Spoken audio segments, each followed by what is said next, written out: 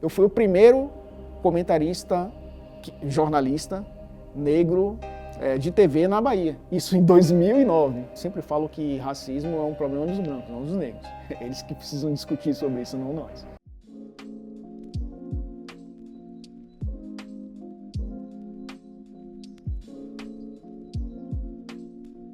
Meu nome é Elton Serra, tenho 42 anos, sou jornalista, costumo dizer que sou jornalista baiano e sou comentarista dos canais ESPN. Eu nasci em Salvador, fui criado no interior, fui criado em Santo Amaro. E depois, quando eu voltei para estudar em Salvador, meus pais até hoje moram na periferia. Então você cresce naturalmente entendendo que você está numa situação diferente, né? De ter que trabalhar dobrado, de ter que fazer muito mais. Eu tive muita referência preta numa cidade que é a cidade mais preta do Brasil, a capital. Fora da África, inclusive, a cidade fora da África mais preta do Brasil. E é curioso que você olhava para a TV e você não enxergava essas referências, né? Principalmente quando eu comecei. Então eu não tive. O que aconteceu comigo depois que eu comecei a ter um pouco mais de visibilidade na minha cidade é que eu tomei a decisão de ser essa pessoa para outras pessoas. Hoje é mais fácil. Hoje você tem uma diversidade ainda muito pouca, né? Para a cidade de Salvador principalmente, mas você já tem algumas referências que na minha época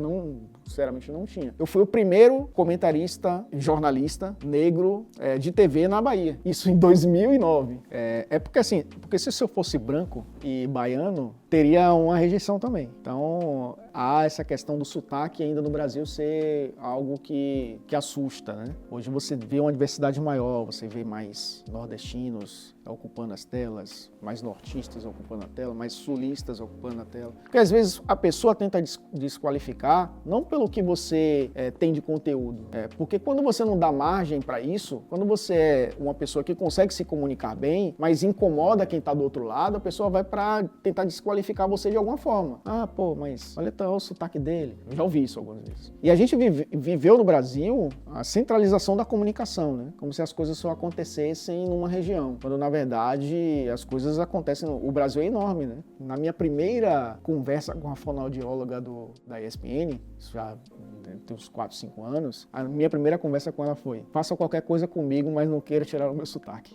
Quando eu trabalhei na CBN, eu era o principal comentarista da casa. E quando o comentarista da Rede Bahia, inclusive muito meu amigo, né, o Darino Senna, quando ele saiu, ele foi para uma outra emissora lá, esse cargo de comentarista ficou vago na TV. E muita gente dentro do próprio grupo, né, identificava que eu era o cara para assumir esse lugar. Mas por algum motivo eles não me contrataram um apresentador que nunca tinha sido comentarista para ser comentarista da afiliada da Globo na Bahia. E esse perfil, você liga a um perfil racial? Sim, ligo. Totalmente. O contratado era uma pessoa branca? Sim, porque eu tinha um conhecimento técnico, eu tinha todo o perfil de ser um cara de análise, então não via nenhuma outra questão que me colocasse como um cara sem perfil para a TV. E por que uma pessoa que era apresentadora, que nunca tinha trabalhado como comentarista, como um cara de dar opinião, né,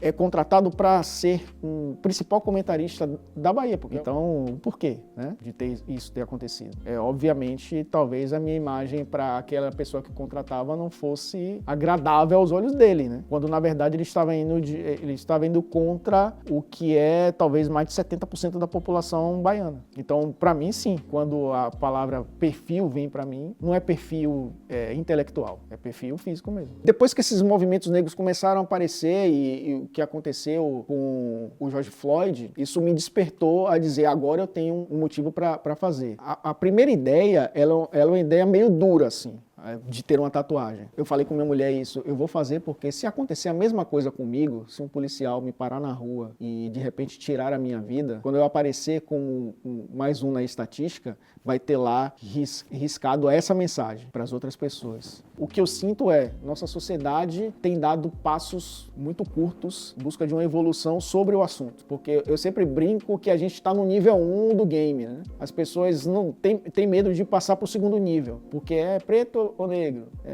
Qual a palavra que eu uso? Isso é muito raso ainda, numa discussão que é muito mais, tem camadas muito mais profundas. E as pessoas não estão, talvez, querendo mergulhar nessa profundidade, por medo, por status quo, enfim. Algo faz com que essas pessoas não mergulhem em algo que é realmente muito profundo. E aí é muito mais fácil você colocar alguém que já mergulhou, ou que se afogou nesse lugar. Eu acho que a comunicação ela também precisa refletir o que é o nosso país. Sotaques diferentes, né? A diversidade cultural, a diversidade racial. Eu acho que o Brasil mais plural, que é um país muito plural, não é plural na comunicação ainda. E aí, se você pudesse dar um conselho para os jovens negros que querem ingressar, querem seguir na área do jornalismo esportivo, qual que seria? Eu acho que a base de tudo é conhecimento, né? É estudo. Você estando bem preparado, você já tem um handicap importantíssimo para ingressar na área. Eu acho que estudar é fundamental. E ter coragem, porque a gente muitas vezes subjugou, se colocou à margem da sociedade por aceitar que aquele lugar não era nosso. E a partir do momento em que essas pessoas vão ocupando esses espaços, vão dando recados, vão dizendo, sim, esse lugar também é nosso.